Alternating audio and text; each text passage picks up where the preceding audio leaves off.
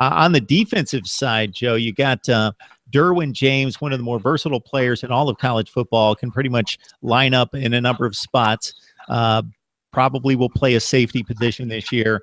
He missed most of 2015, so he's back. That doesn't necessarily solve some of the ailments on defense, but it sure goes a long way.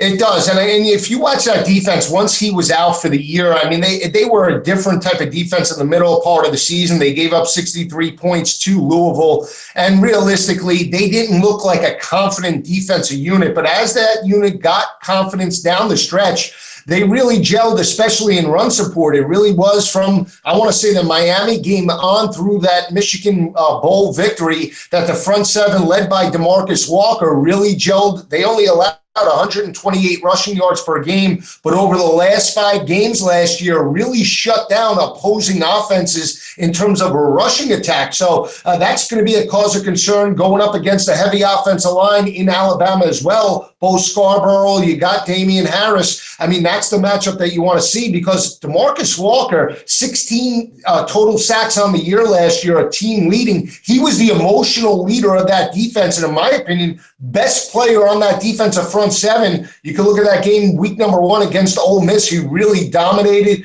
got those sacks against Chad Kelly when they needed it the most, but really was the nuts and bolts of that front seven. How big of a loss will he be in terms of continuity?